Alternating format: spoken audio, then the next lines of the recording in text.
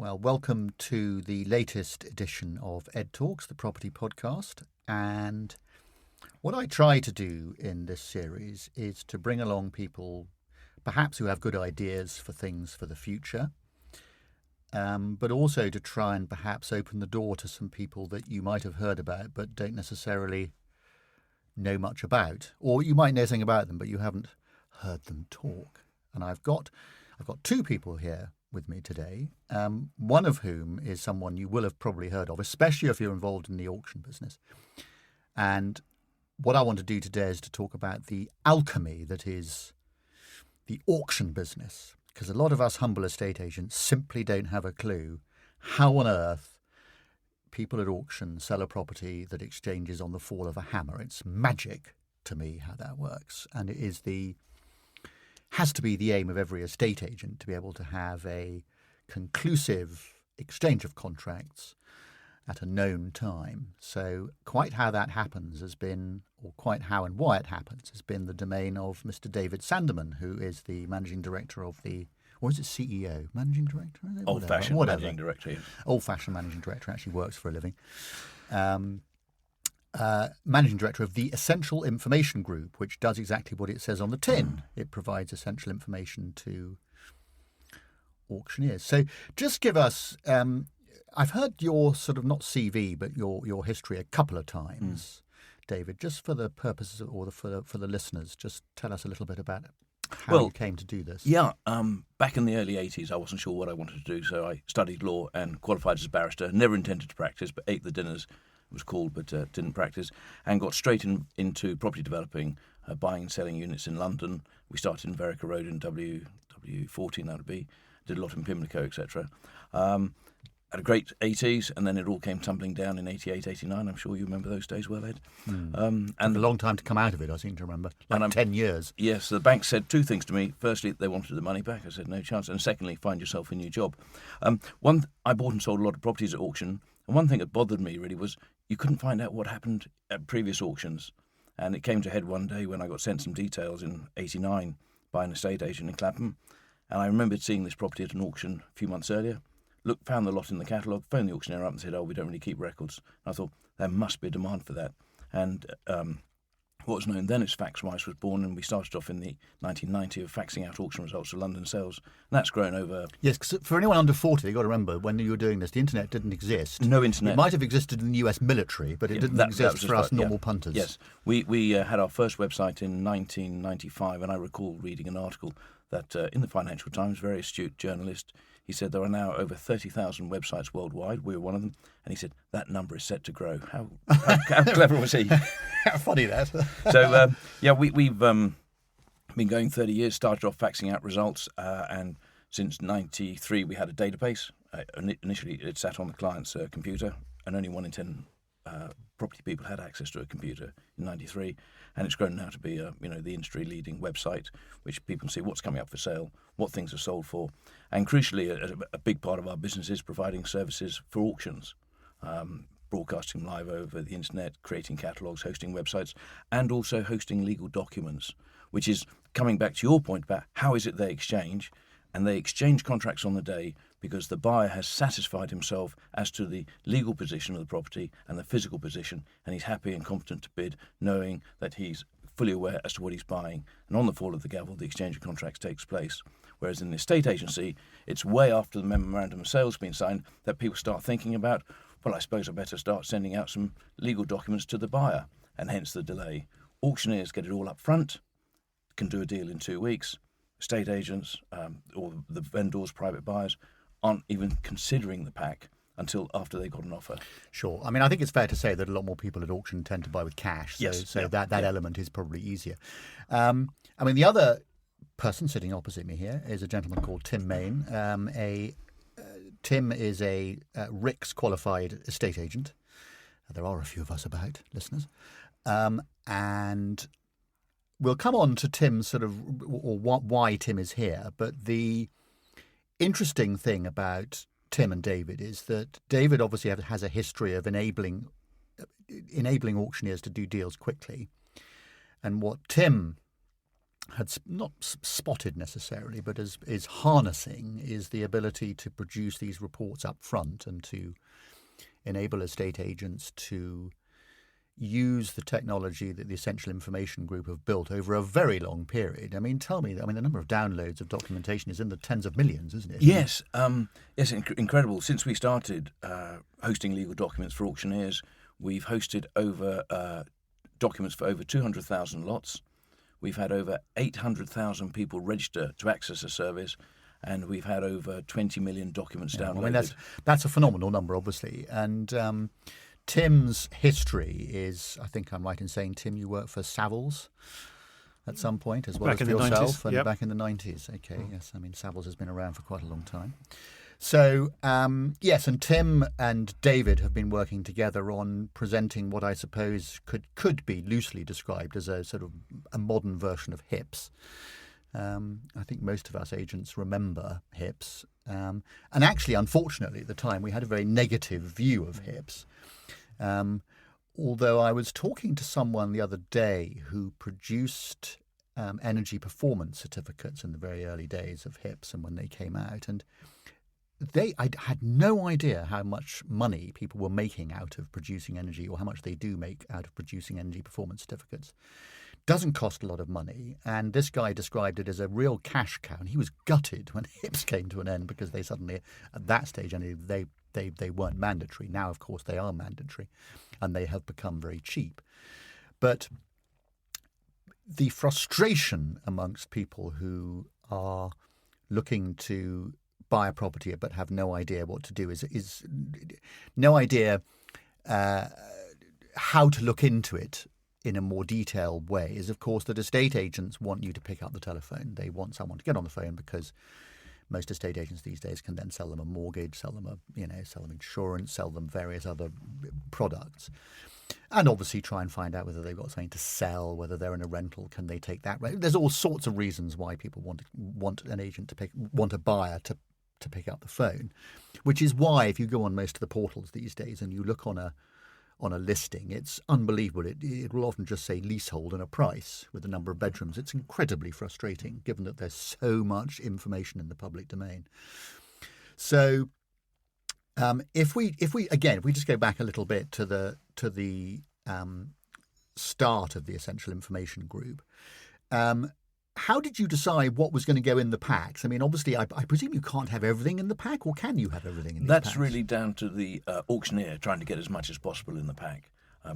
We merely host the documents. We're not involved in sourcing the documents. But the auctioneer would encourage the vendor solicitor to put as much as possible to cover off. So that would be title deeds, office copy entries, searches, service charges. Yeah. I mean, it is frustrating, isn't it? Getting managing agents to do stuff is always very, very difficult. Yeah. Some are getting better, but I've been involved in trying to buy flats, and they're not in there, and then you've got to get on the phone yourself to the managing agent, go and see them, say, I need to know roughly what it is because I want to bid tomorrow. So there's a lot of work you have to do behind the scenes, but you get the hub of a legal pack for you to go through and look at. And I think quite a few people sort of take a bit of a flyer on it and say, well, if something comes out of the woodwork, I'll sort it out afterwards. I mean, it is a very different business, isn't it, the auction business? Obviously, Vuber's now been going for 2 or 3 years, and most of our biggest customers actually now are auction companies. And the people that run these auction companies are very different from your normal estate agents.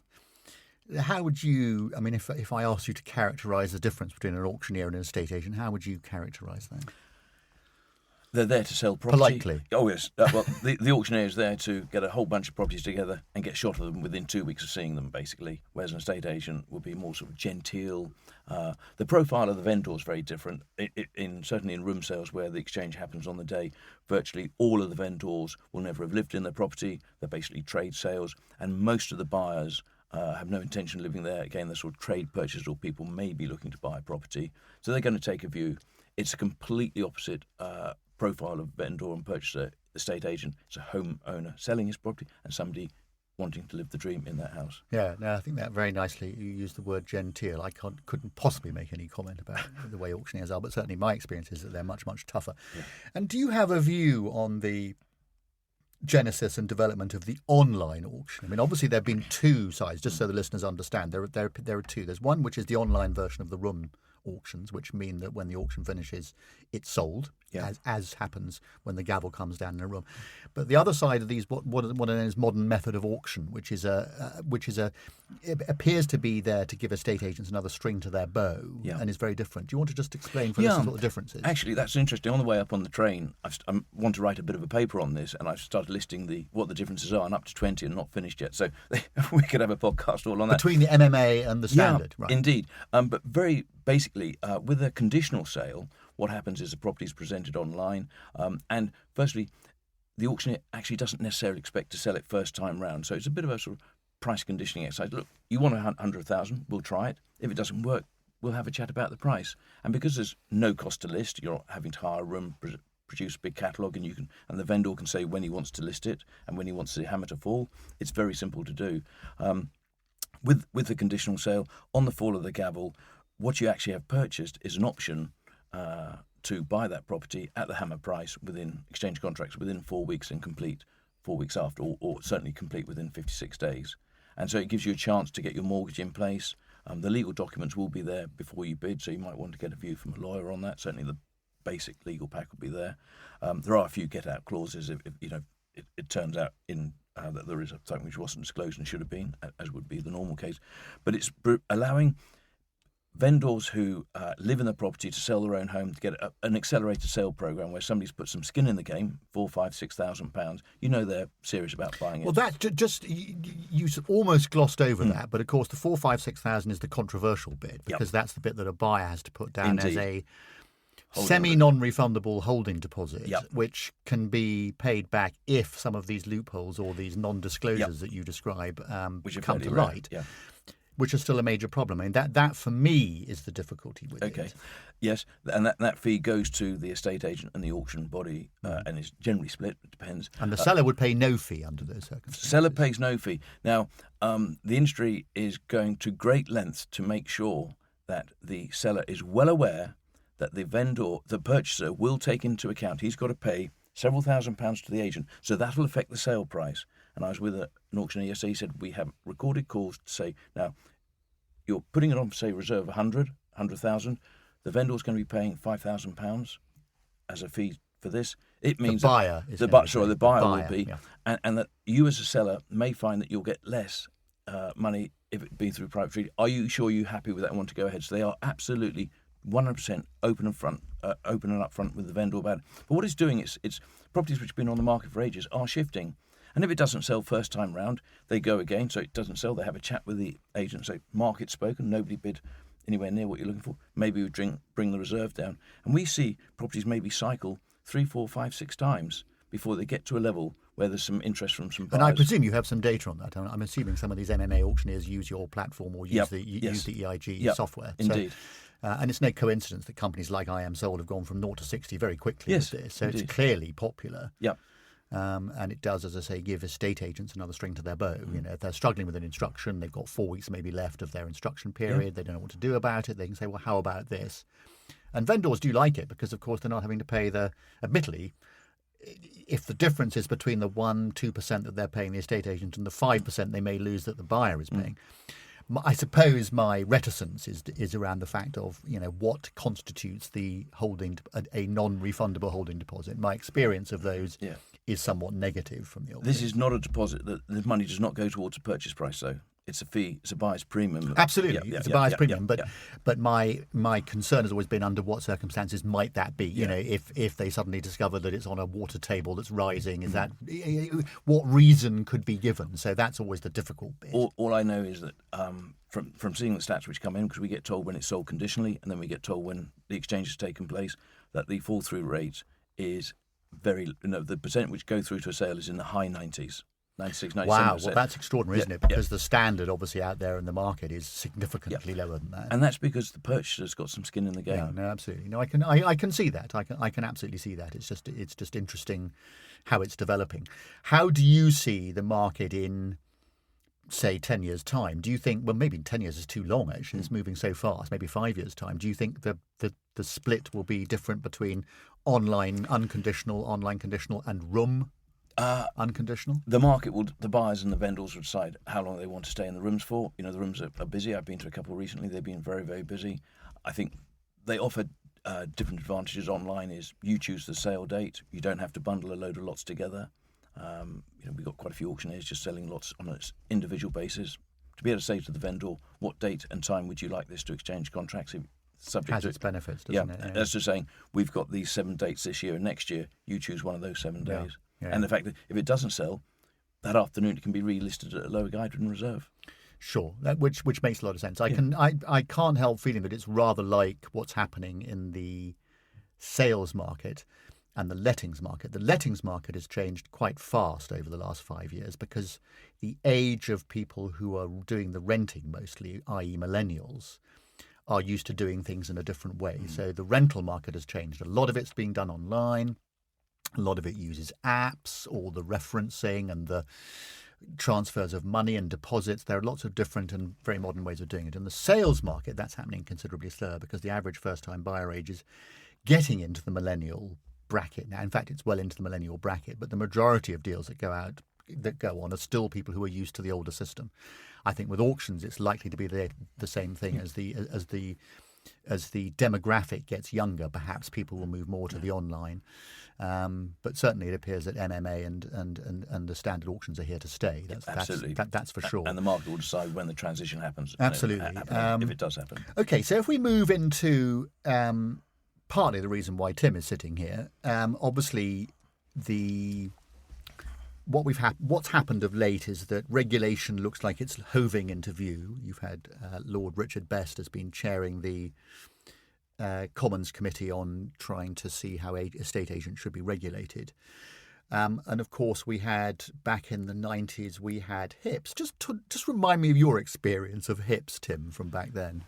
Certainly now, I think most solicitors one speaks to says they were helpful, but I think the industry resisted them massively because they were imposed rather than required and requested by the industry. And they were watered down quite considerably, weren't they, at the time? People kept taking elements out of it. They were, but nobody likes being told what to do. Whereas I think the mood has changed now with technology and things. People are realising more information and hopefully earlier in the process is what's out there. There's more and more information is gathered about these properties online, and it's trying to share that information with the right people at the right time. Yeah, you're quite right. I mean, estate agency is the last bastion, I think, of the true entrepreneur. I mean, really, most estate agents, given that 70-80% are small companies with 1 to 3 offices, they're owned by entrepreneurs, very entrepreneurial types, and a lot of the big companies are run by entrepreneurial types, and they don't like being told what to do, as you say. The fact is, with the regulation that's coming back, estate agents clearly are going to be more regulated, and the government is looking very closely at the home buying and selling process. There's quite a lot of work going on behind the scenes. My concern about that often is that there's an awful lot of talking that goes on, but not a lot of doing that goes on. And of course, if you could wave a magic wand about, what you're trying to do is to provide effectively a modern version of a HIP. And for want of a better expression, I think it's a property information pack, a PIP. That's right.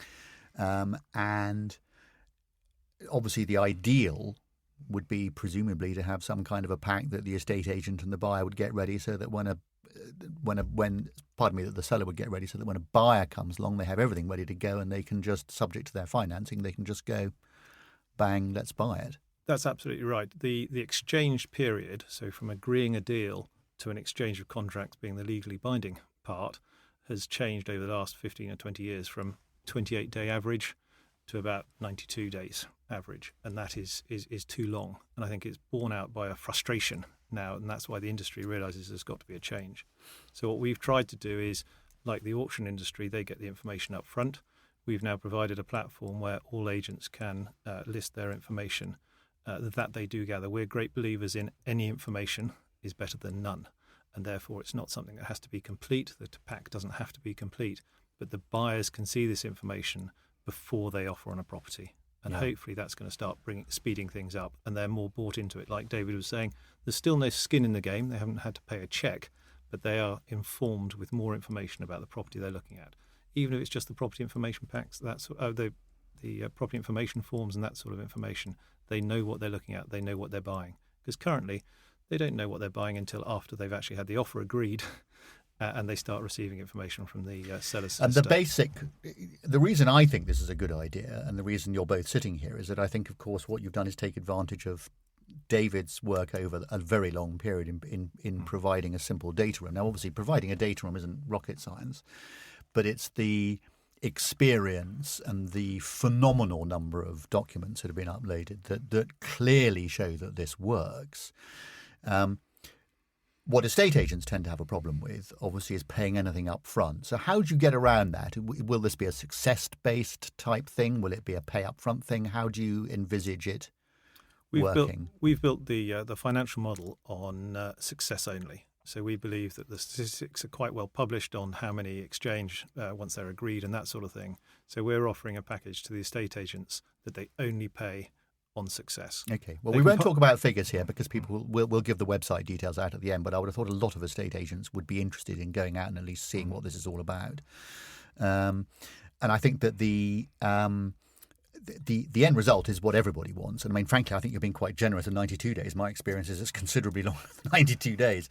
But the fact is it's far too long. And actually, given I started in the industry in 79, I think it takes longer to go from agreed to exchange now than it did in 1979, which is just ridiculous, as you say, bearing in mind how much information is out there in the public domain.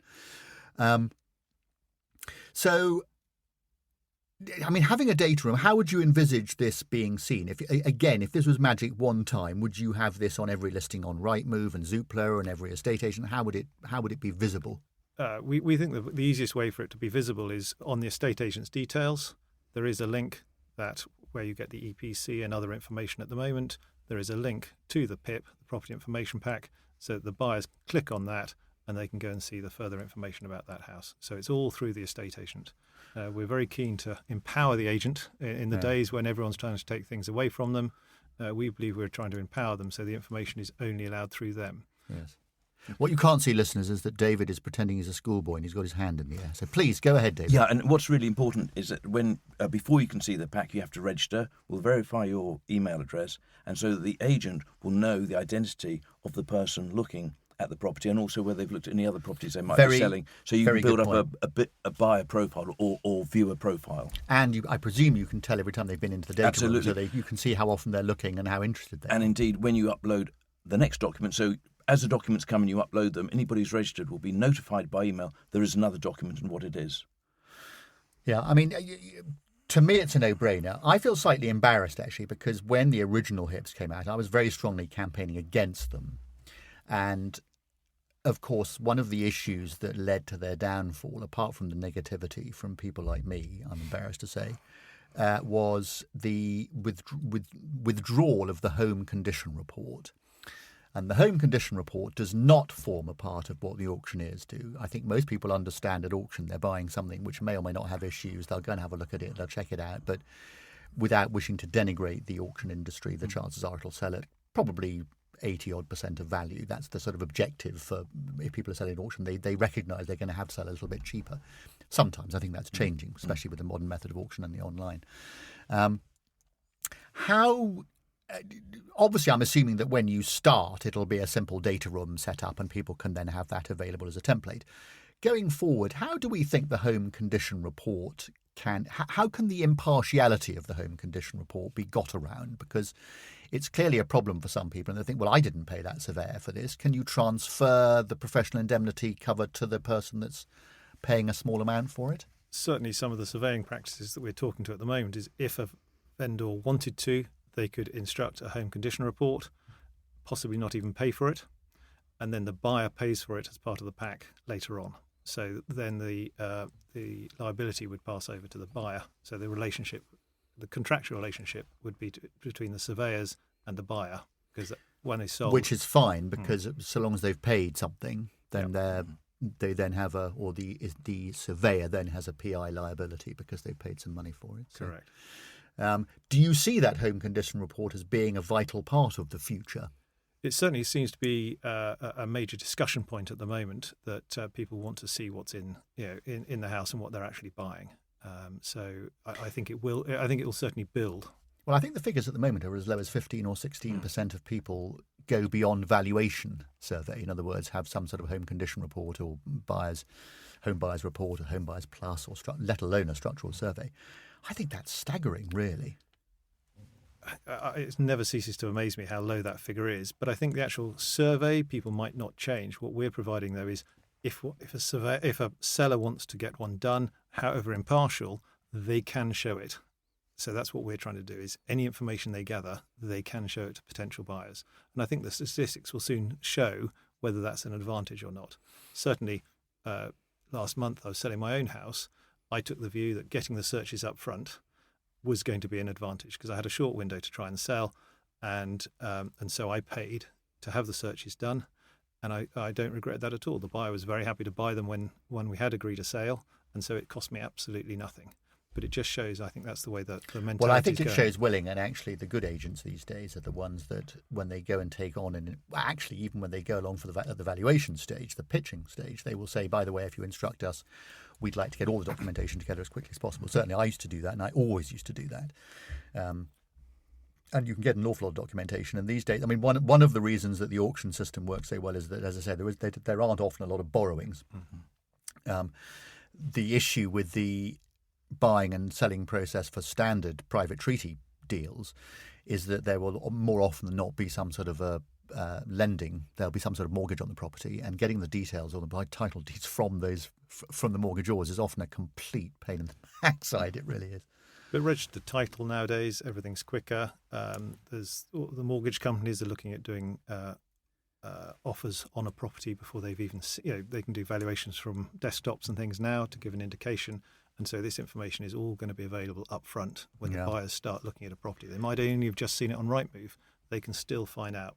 And very soon they'll be able to know whether a mortgage company will lend on it, an indication of the valuation, and all the personal information about that property they'll be able to see before they go and view. And it's got to be an advantage when a potential buyer goes round to view a property that he's been on the site and actually read through the PIF, seen where there's been a dispute with a neighbour, where the boundaries are, and the fixtures and fittings form, both of which cost the vendor nothing to put together, but is of great information. That's the sort of thing that the man in the street can read and understand and apply that knowledge when he goes to view it and maybe offer a bit better. I suppose the answer is I come back to where I started this, which is that estate agents want to put as little information there as possible, so you have to get on the phone. Is there a danger that unless agents are forced to put this information on the website that they won't want to? What do you think is going to... I mean, we all know that best practice would be to put all that information there. Your experience, David, is that if you're going to auction a property, it has to be there. And that enables the alchemy that is the auction process to happen. Personally, I can't believe that the estate agency, the private treaty process, isn't going to improve without something like a PIP, a property information pack, because that does the same thing. It enables the deal to happen quickly, and I can't see any other way of that happening. But you say they give little information out because they want to know who the potential buyers are. The potential buyers only get the link to our site through the estate agent's details. Even if they see those online and they don't register with the agent, they cannot come and see our packs. That's a very good point. So in other words, they get details of people who wouldn't normally have registered. So they're harvesting more data. And we will get from them the email address, and if the agent wants it as an optional, we can actually ask the person who wants to look at the information for a mobile number, which we can again verify by sending a short code to, so the agent would have the telephone number of the person which has been verified. But these days, actually, there are some very clever. There's a sort of there's an online agent on the commercial side of the business called Hubble, who you may have come across. Their model actually works out as you're typing in, as the person is typing in their email address. So it tends to be people who are looking to either go up or down their office size. They want a bigger or downgrading to a smaller office. By the time they finish typing the email address, the domain name has been recognized by the algorithm, which immediately will flag up to the person reading it.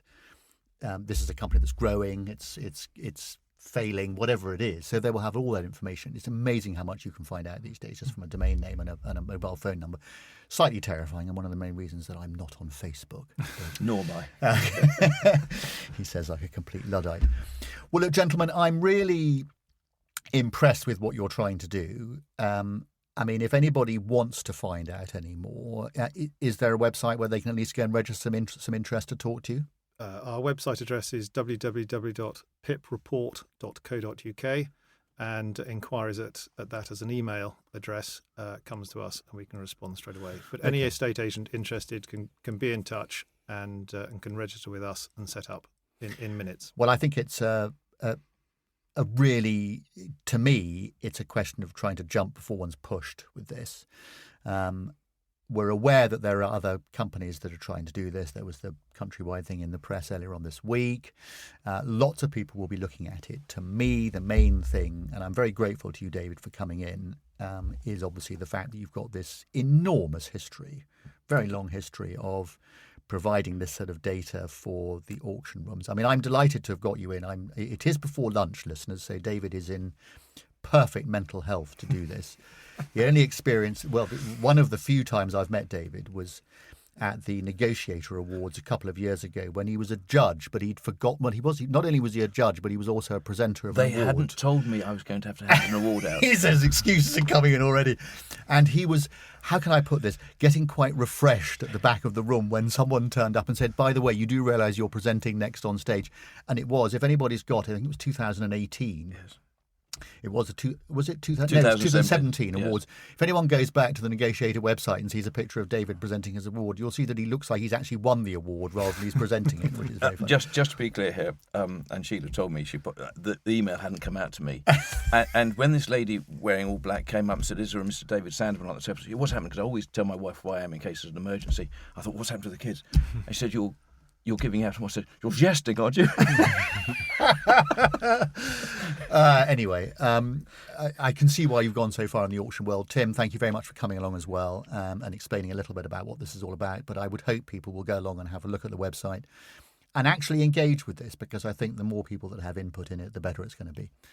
And phase one, the data room, I think, is really quite simple to operate. So I would urge agents to go and listen to it. So thanks very much. I hope you've learned a little bit more about Mr. Sandeman, who is not a mysterious figure, but certainly someone who a lot of people won't have met before. So, gentlemen, thank you for coming in. Thank you very Tim. much. Thanks.